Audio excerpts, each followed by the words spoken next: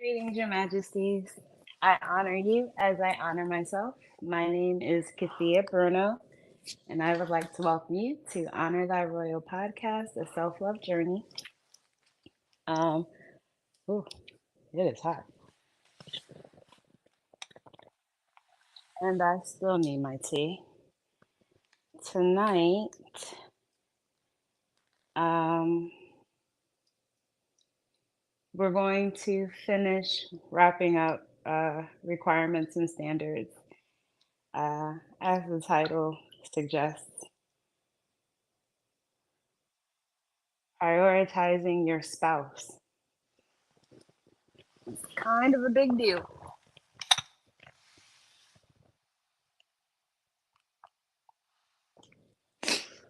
Oh, this is blueberry lemon. Blueberry pomegranate with a splash of lemon.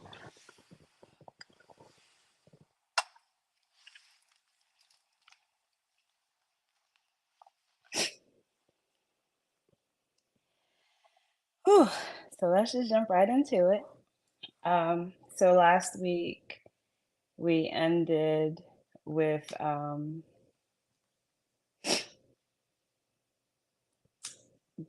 you're supposed to, a man leaves his parents' house to start his new home with his wife. Today, I'm gonna pick right off, and we're gonna talk about kingdom bound lovers. A kingdom bound man places himself under God's rulership and submits his life to the lordship of Jesus Christ. He also understands the important role his wife plays in his success or will play once he is married with her. Once they begin their new home, he will protect and defend his nation and wife. A kingdom wife declares her Lord God's divine truth with Holy Spirit fueled power. She speaks spiritual authority over herself and her family. She lives a life of prayer. Her prayers water the fruit in her garden to feed nations. Uh, 1 Corinthians 7, verse 1 through 4. Now for the matters you wrote about. It is good for a man not to have sexual relations with a woman, but since sexual immorality is occurring, each man should have sexual relations with his own wife, and each woman with her own husband. The husband should fulfill his marital duty to his wife, and likewise the wife to her husband. The wife does not have authority over her own body, but yields it to her husband. In the same way, the husband does not have authority over his own body, but yields it to his wife. A lot to unpack there, but we're going to keep on moving because we didn't even get to the juicy stuff yet. God created marriage as a loyal partnership between one man and one woman. Marriage is the firmest foundation for building a family. God designed sexual expression to help married couples build eros love and new depths to their intimacy. Marriage mirrors God's covenant relationship with his people. God created the greatest pleasure of all, the sexual oneness between a husband and a wife. To truly become one with God, we have to allow. Hmm. It's one thing when I'm writing, just in the flow, but okay. So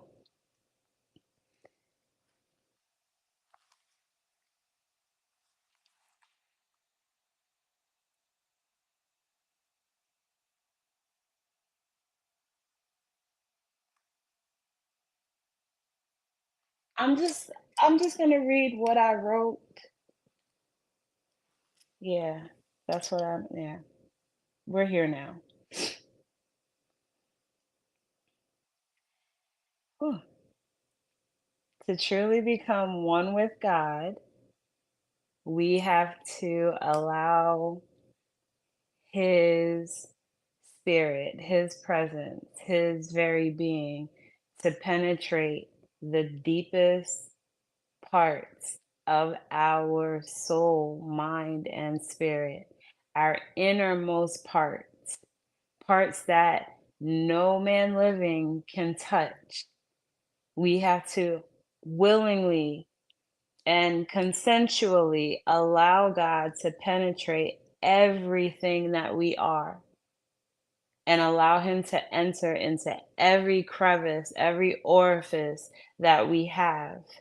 That is, truly being one with Him. He is inside of everything that we are, everything that we do, everywhere that we go.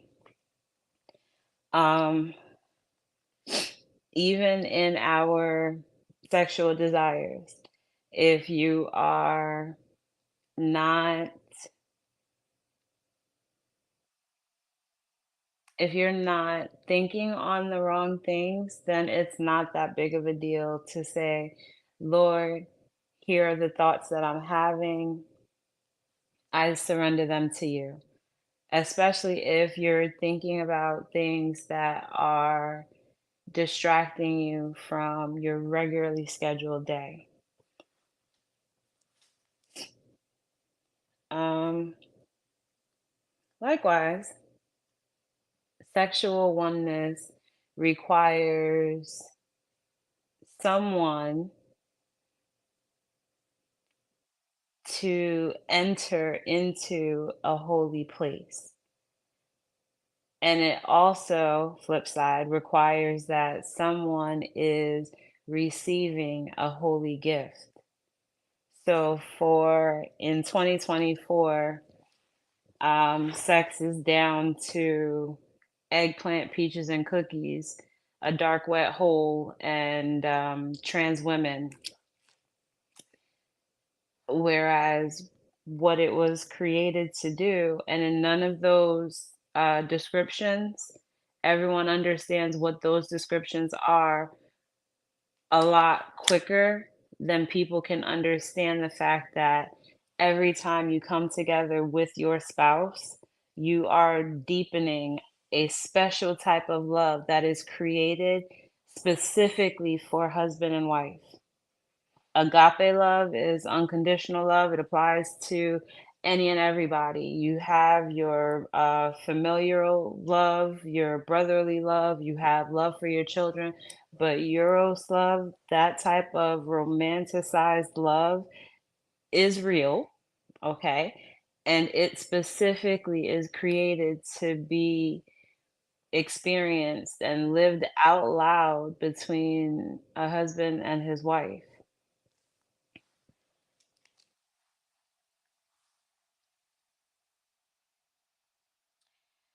A lot of people like to abuse Euros love because we'll get into that another later date and time.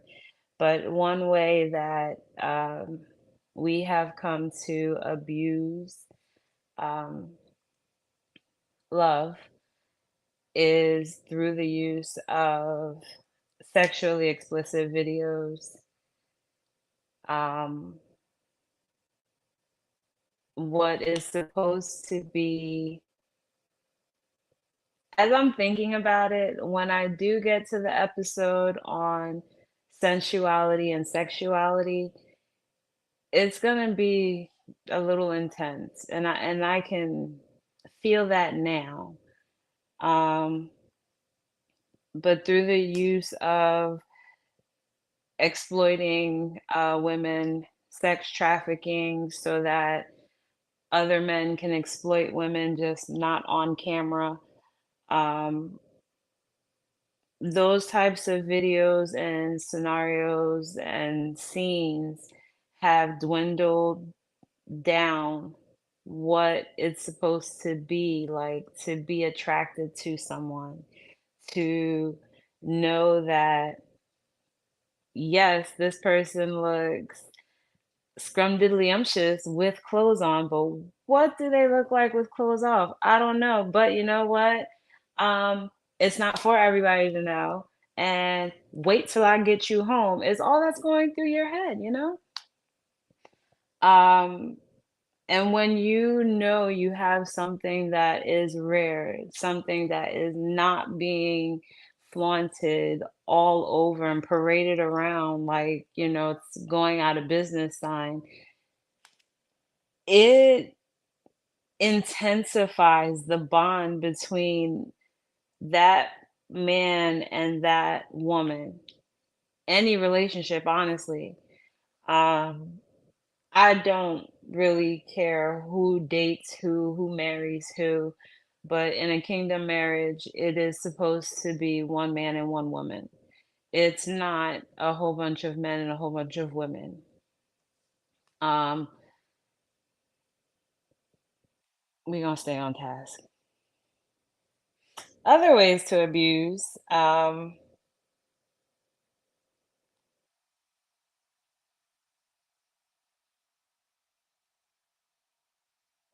We can skip that. Um,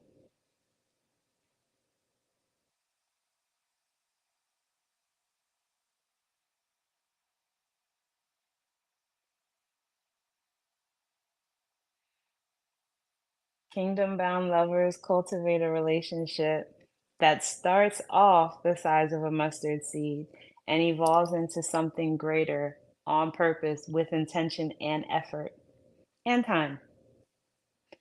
Uh, a foolish person will not be able, even if you're destined to receive something greater, until you enter into a new level of maturity. God's hands are kind of tied. You wouldn't send, an infant to college. It doesn't work that way. Yes, a college age student and an infant have things in common. They both have a brain. They're both alive, but one is more mature than the other physically, mentally, spiritually to endure the tasks that are going to come with the new blessings, with the new lessons. Um, a lot of people have grown up, but they're spiritual infants, and I include myself. I don't know everything. I am in the same boat as every other human who is using less than 50% of the full capacity of their brain. However, if being a professional student was a thing, I would be a professional student because I love learning. Um,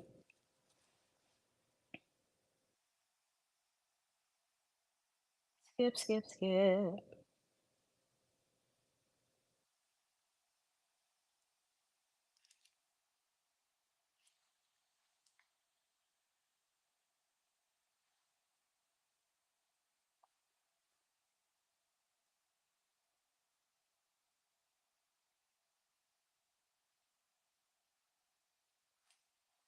Oh, okay, I guess I can't skip that. Since the beginning, marriage has been a law of the gospel. Marriages were always intended to last forever, not just for our mortal lives. Adam and Eve were married by God before there was any death in the world, and they had an eternal marriage. This is God's will for kingdom citizens. Haven't you read, Jesus replied, that at the beginning the Creator made them male and female and said, for this reason a man will leave his father and mother and be united to his wife, and the two will become one flesh. So they are no longer two, but one flesh. A woman does not leave her father's house and covering, or is not supposed to, until she is getting married and will be under her husband's covering. Side note, I, I'm wondering, what if the person that you marry, who you become one with, who you build your kingdom marriage with, What if your spouse and the relationship that you cultivate within your marriage to your spouse would determine the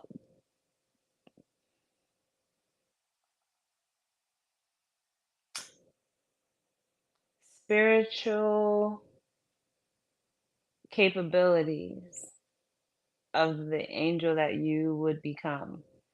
The two become one. I'm just wondering if you're both kingdom bound and you are supposed to be eternal, like, do the two become one angel when they get up to the pearly gate? Because even in heaven, the two do not go back to just being two, they're still one. And they're, I mean, I digress. I still want to get through some things.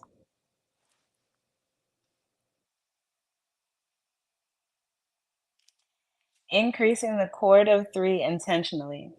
A true marriage is the joining together by God of one man and one woman to become one flesh. Matthew 19, verse 6. And any man that is so joined together to a wife is commanded by God to leave father and mother and cleave to his wife. Spiritual marriage means to marry your soul to the eternal God of your spouse intentionally with wisdom and understanding. Without God, no marriage can be successful. The purpose of marriage is to know God, to be with God together. You marry the person you will cherish and share your future victories with daily, and you want to be a part of theirs in partnership with God. Now we're getting to the good stuff. Prioritizing your spouse.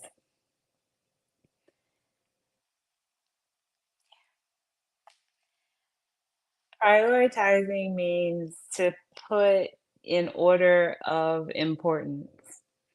For example, Mondays used to be my girls' night. Whether we are planning on going out somewhere or it's somebody's turn to host it at their house.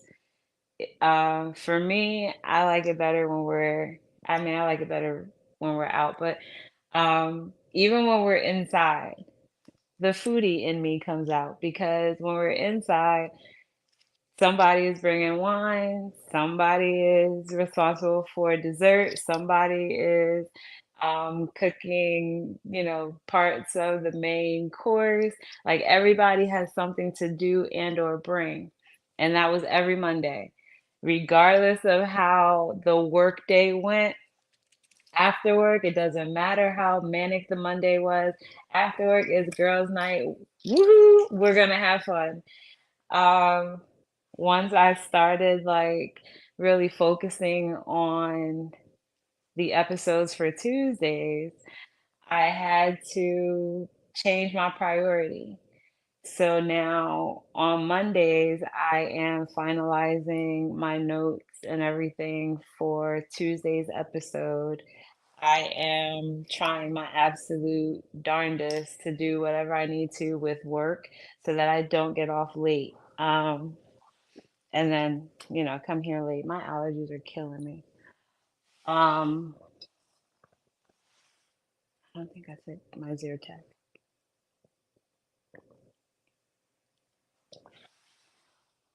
Um, so what else? Because of the podcast, I used to just like take maybe like a day or two to pray, talk to God, ask him what he wants to talk about. Um, go to the scriptures that I get, um, and then boom, not a problem. Before I was just going off the whim, so there was no rhyme or reason. There was no beginning, middle, end. I just went. But now I'm prioritizing Honor Thy Royal episodes a lot more because what God is giving me is a little bit heavier, and it requires more effort and energy, intentional effort and energy on my part in order to be able to speak. Speaking, even if I was, home alone, um, speaking on camera was just weird to me, and still, my stage fright was just really bad. Um, I had to prioritize, okay, I can keep saying, I'm doing my best, but am I really doing my best? Could I take a little extra time to plan out what I want to say, how I want to say it? Can I take a little bit more time to do the things that I need to do in order to improve my speech, in order to improve the connection that I'm building through Honor Thy Royal in order to foster a community that feels safe, engaging? Um, if the answer to any of the above is no, then that means I still have room for improvement. My nose is just itchy. Um, but yeah, back to prioritizing your spouse.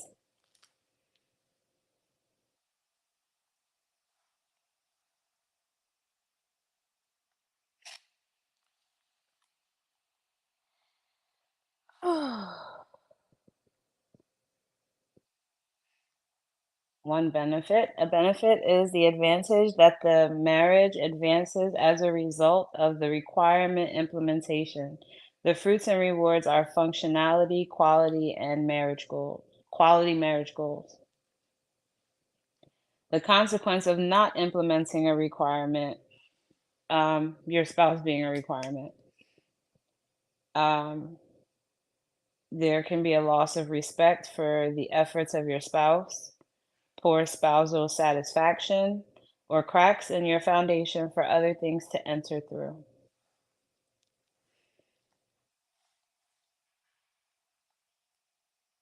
Skip, skip, skip.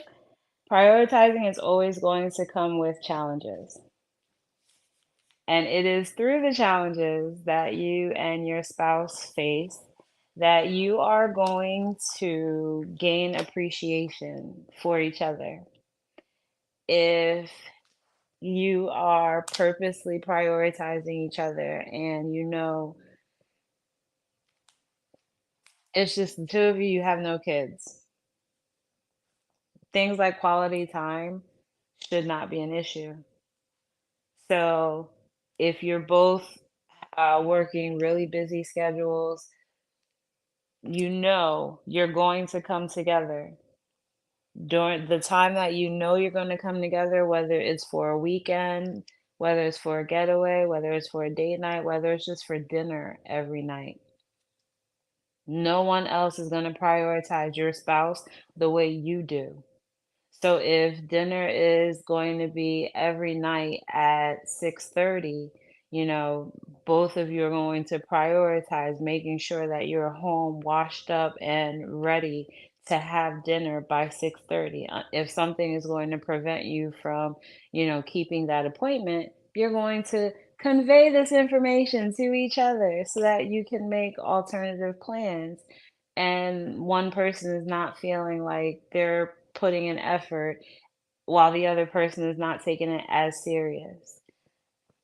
Um, Even something small like that is a way to make your spouse feel seen and heard. Like, I know you really want to have dinner. I want to eat too.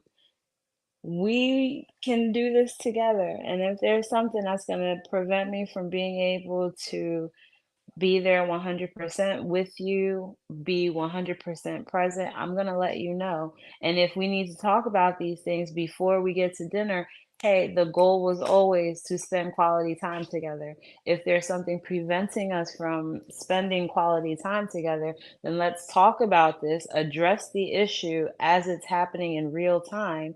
Don't hold on to it. I'm prioritizing your happiness. You're prioritizing my happiness. So if something is off with you, even, a little bit, say it before a little bit turns into a lot of bit. Um, it's really a lot that I want to get through tonight. Um,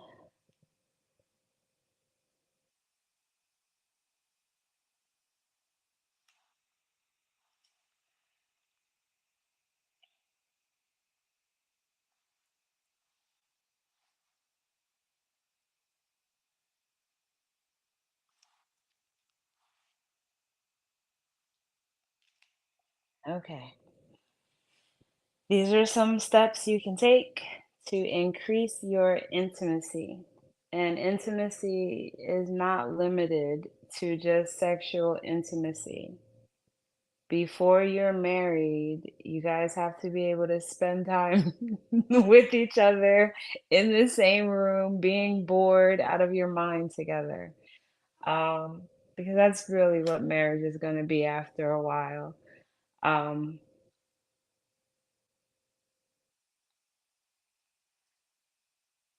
Let me find a nicer way to say that. After a while, if you're single, that means you already have your regularly scheduled routine. Every day, you know what's happening, when it's going to happen, because you plan out your day. You don't just allow the day to happen, you carpe diem. You seize the day, which means you cause things to happen. You know what's going to happen because you decided on a plan, on a game plan, on what's going to happen. As you're going through your day, you might notice, I don't know, it starts raining. It didn't say it on the weather channel, but you already know you have an emergency umbrella in your trunk, under the driver's seat, or by the door on the way out. Now, when you get married to somebody, in the beginning, it's hunky dory because that Eros love, not Eros, the um, playful love, Lotus love. I'll find it. But the playful love is the type of love that you experience um, with your future spouse when you're courting, when you're dating. You guys are happy to cater to each other. You never want to make the other person feel like they're an option. Make sure you answer every call or you reply to every call with a message. Hey, I'll call you right back. I'm in a meeting or I'm doing something right then and right now, but you get back to them. Um, People tend to fall off that playful love, once they got them. There's no need to be playful anymore.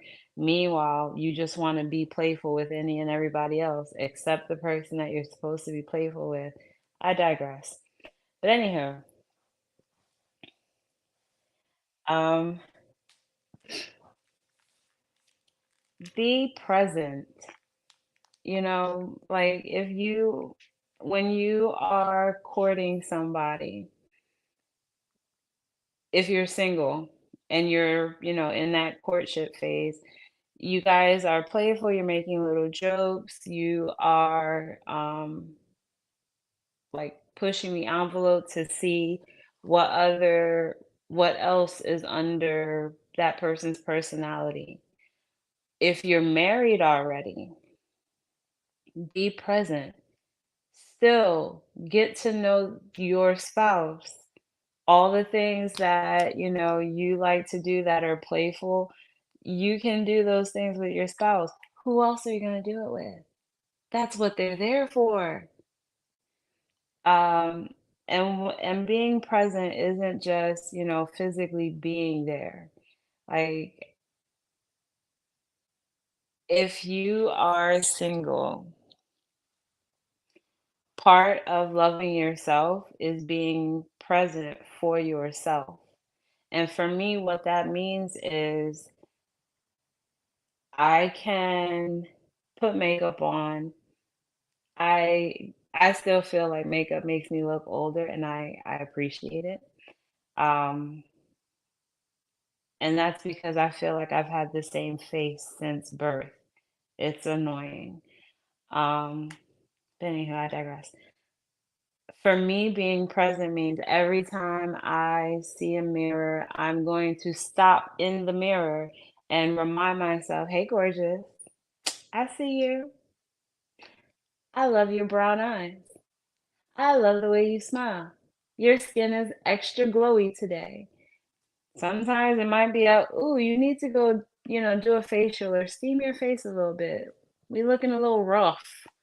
Um, but that's how I talk to myself. I'm going to acknowledge myself each and every time. If I am somewhere with other people, it is so easy for me to get lost in my own head. The conversations that are happening in here, the sarcasm, all the things that I'm not expressing or sharing with regular people, I have to pull myself away from myself so that I can be mentally, emotionally, and physically present for the other people that I'm with. If you're in a relationship, the whole purpose of being with that person is because their aura, their energy, the source of love that they are in your life is magnetic. It's pulling your attention. It's driving your desires to and for each other. So it's a lot easier to be present when you are crushing on each other still. But once you let that type of infatuation die, then you're just two adults who are coexisting.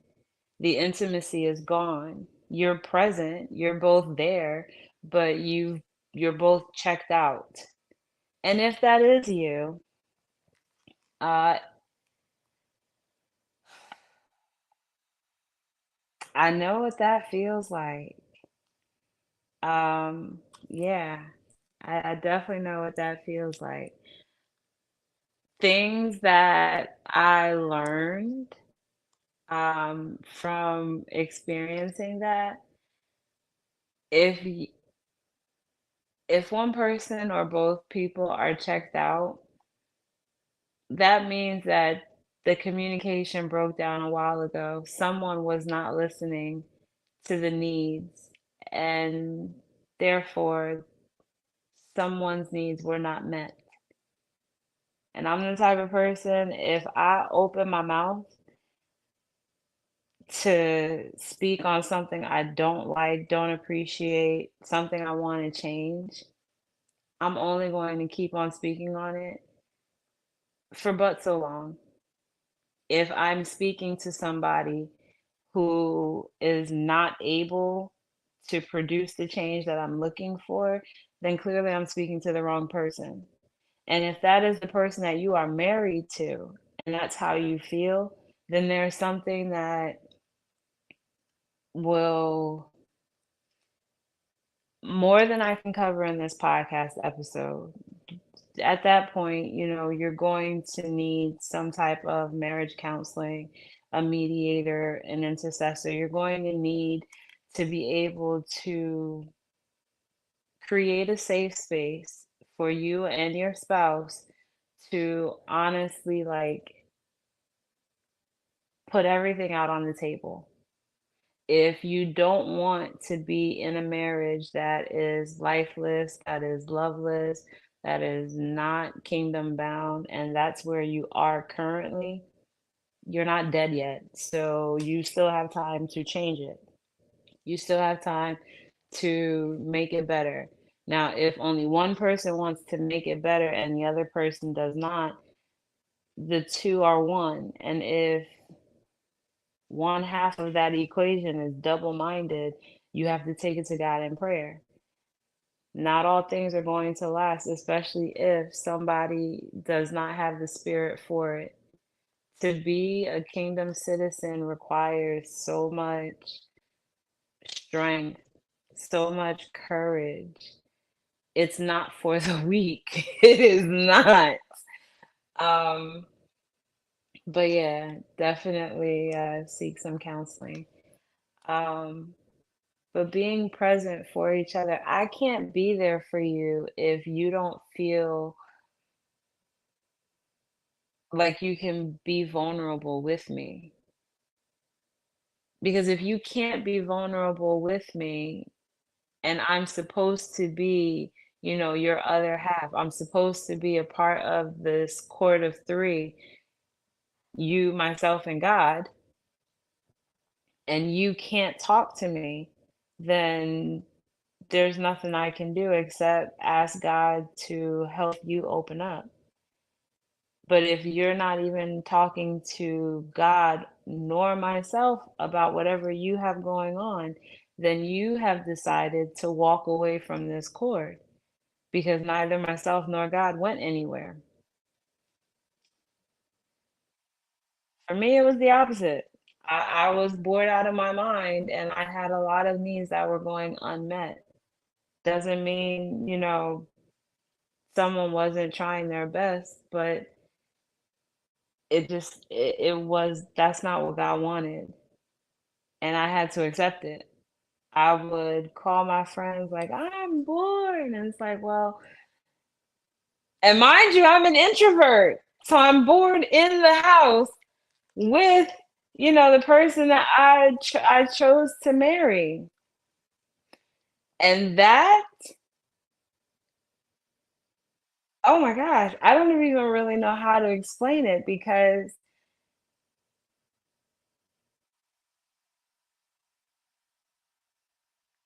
to be a free spirit and then to be tied to people who are, holding back or walking on eggshells around you, it is it's annoying. Yeah, I don't even want to be here. Then I left my own house. What? No, I'm not doing that. Um, and to have to keep asking, for someone to be present. Hey, can we have a real conversation? Hey, can we have a real adult night? Like as a as a female, like I am a planner. I like things to be a certain way. I'm a creature of habit, but I don't want to always have to be in charge. And I don't want to always have to lead, my household. Like I do that all the time. I want a break. I can't follow your lead if you're not leading. Just because, you're here, great, great, but you're not present. That masculine energy is not present. That husband's covering is not present. But you're physically here. There are a lot of people who are walking around with just their avatars, but they are an empty shell of a human. The vessel is empty.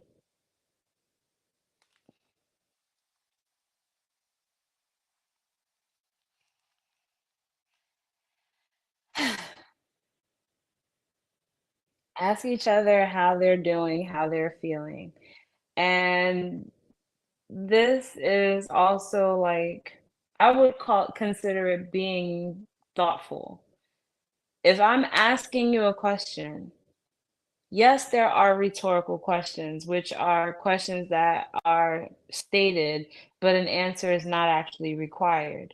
But if I'm going to take the time to ask a question of someone, I would like an answer. If I say, Hi, how are you?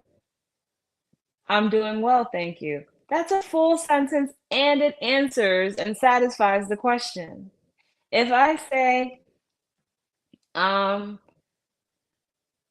how was your day today? It was okay. That is an answer.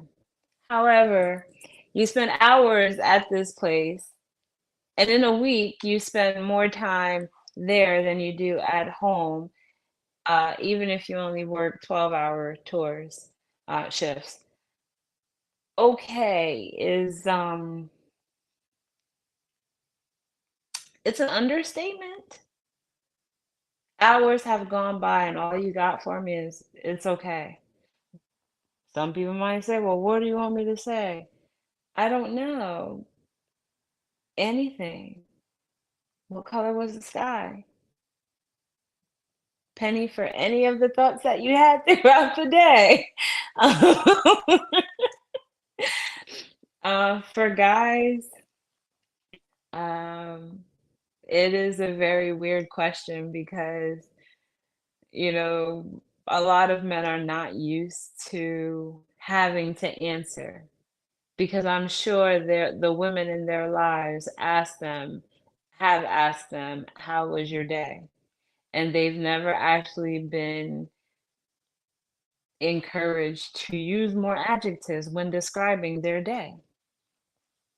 Start now, especially if you're married already. Your spouse has literally no choice but to find out how your day was going.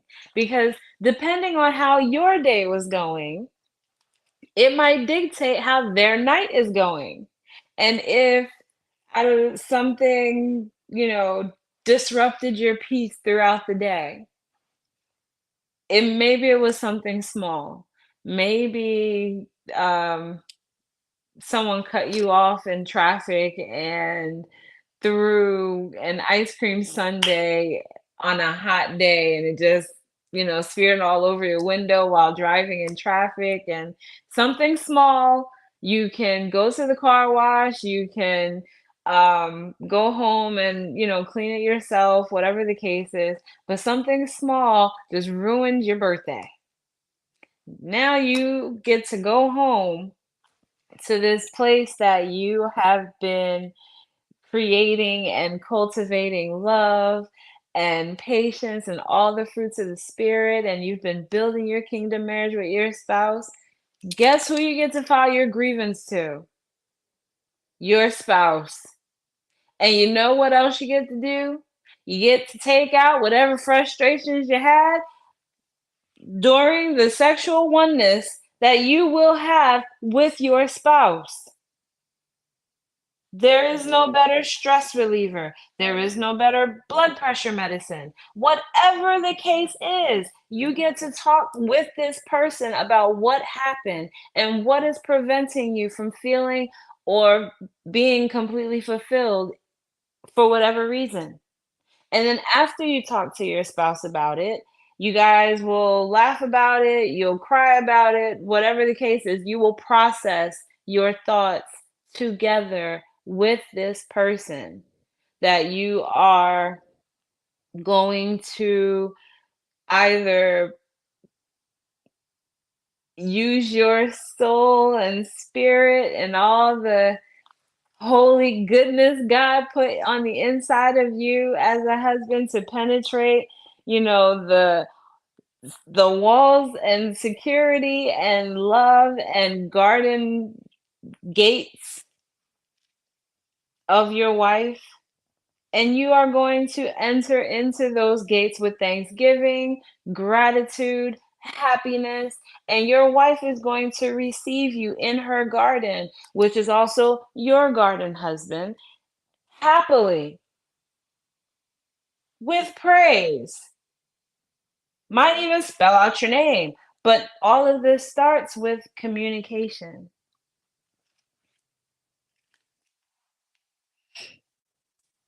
Um, engage in each other's interests, show affection, ask each other for help. That one is a little eh, tricky, I guess. Asking each other for help. If you are in the kitchen, I personally love cooking dates, and that's because that's what all of our girls' nights turn into. Um, if you guys have a favorite dinner that you like making, or maybe, she has a favorite dish and she's cooking. She's the cooker. Somebody's the cooker, someone's the foodie who's eating as the person is cooking. But whatever the case is, maybe, you can cut up the vegetables for her and she can, or vice versa. She can cut the veggies for you. But ask each other for help, include each other. The workload still has to get done. But if I can help you, maybe we can get done a little bit quicker. And, maybe we can like, if I am good at helping, like I personally feel like I need an adult when I want to use power tools. I have a lot of projects that require the use of power tools. I done went out and purchased these power tools. I done spent the money. All of them are still in the boxes in the basement, never touched, because I don't feel safe doing it by myself. At the same time, I don't ask too many people for help. Um, the people who come over frequently are just as useless with power tools as I am. But if I had the help, I would ask. And even if I'm not the one who has the project, maybe he's the one who has some, things that require a power saw.